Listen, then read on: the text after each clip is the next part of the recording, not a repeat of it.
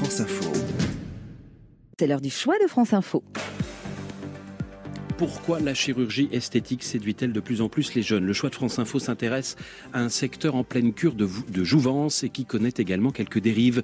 Bonjour Jérôme Jadot. Bonjour. On n'attend plus forcément d'avoir des rides pour se faire retoucher. Et non, les moins de 35 ans représentent désormais la moitié de la patientèle du numéro 1 de la médecine esthétique en France. Ces moins de 35 ans n'étaient que 5% il y a 12 ans. Des jeunes, majoritairement des femmes, qui demandent notamment des lèvres plus pulpeuses. C'est ce que souhaitait Maëra, 24 ans, étudiante dans le Val d'Oise. Elle est allée voir un chirurgien esthétique il y a 8 mois.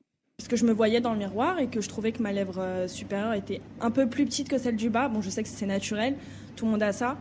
Mais voilà, je voulais juste refaire l'ourlet, histoire de voir si ça me plaisait un peu plus. C'est le fait d'avoir vu plusieurs filles qui ont été refaire leurs lèvres, surtout des amis à moi. Je pense qu'aujourd'hui, malheureusement, oui, c'est un effet de mode quand même. Voilà, c'était surtout plus un caprice. Un caprice à 500 € pour 2 séances d'injection d'acide hyaluronique très en vogue et dont les effets s'estompent au bout de quelques mois. Ces jeunes femmes viennent aussi redessiner leur nez, faire prendre du volume à leurs fesses ou plus classiquement à leur poitrine.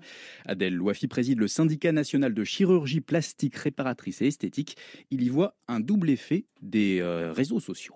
D'une part, à cause des influenceuses qui ont véhiculé une nouvelle image pour le corps avec des formes plus généreuses, en particulier pour les fesses.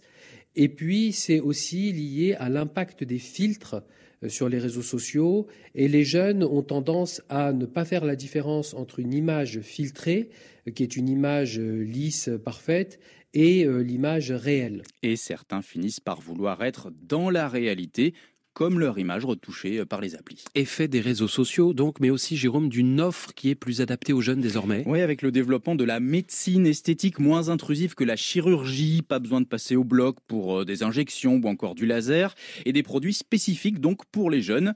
Tracy Cohen-Sayac dirige le groupe Clinique des Champs-Élysées, leader du secteur. Le baby botox, c'est du botox de prévention qu'on démarre un peu plus tôt, c'est entre 28 et 30 ans. C'est exactement le même traitement, c'est un nom peut-être plus marketing qui a été lancé pour les jeunes. Le panier moyen, il est aux alentours de 300 € sur les 18-25 ans. Après, on a mis en place des facilités de règlement. Dans le médical, c'est très rare. Et puis, on a des prix qui sont aussi plus avantageux sur les 18-25, uniquement sur l'épilation laser, par exemple. Le problème de notre industrie, c'est qu'on met toujours l'accent sur les excès de notre industrie. Une industrie qui se porte bien, poussée notamment par ce rajeunissement de la patientèle. Tracy Cohen-Sayac prévoit d'ouvrir 10 nouvelles cliniques avant la fin de l'année. Les médecins ne sont pas les seuls à profiter de cet engouement, d'autres le font illégalement. Oui, en France, seuls les médecins ont le droit d'effectuer ces injections à visée esthétique. Or, de faux professionnels le font aussi, souvent à prix cassé dans un appartement de banlieue, parfois à prix élevé dans un Airbnb chic de Paris. C'était le cas pour Anna, 33 ans. Elle a déboursé 2 400 € pour une injection clandestine ratée. Je commence à avoir une paralysie partielle du visage, à plus pouvoir sourire sans que mes yeux se ferment. Mon visage était tout simplement ruiné. Elle m'a demandé 600 € pour réparer les dégâts qui avaient été faits. Donc j'ai refusé. J'ai consulté un autre praticien qui m'a dit qu'en fait c'est un produit bas de gamme en fait que mon corps avait tout simplement rejeté. Et en plus de ça, elle m'avait sectionné des nerfs. Ce n'est suivi un petit parcours du combattant pour retrouver mon visage d'origine. Un cas qui n'est pas isolé. Une centaine de signalements similaires ont été faits à la police l'an passé, avec des complications parfois lourdes, des nécroses avec amputation d'une partie des lèvres, nez ou fesses. Nous avons joint une esthéticienne accusée d'injection illégale par une cliente dont les joues ont été déformées. C'est la 3e chose qui apparaît sur votre profil Instagram notamment, ouais. Injection d'acide hyaluronique. Monsieur, déjà, je suis pas au commissariat, là, tu me demandes, tout ce qui est réseaux sociaux, c'est pas géré par moi, et je propose pas ce type de prestation du tout. J'ai eu des témoignages aussi de personnes qui avaient été injectées par vous.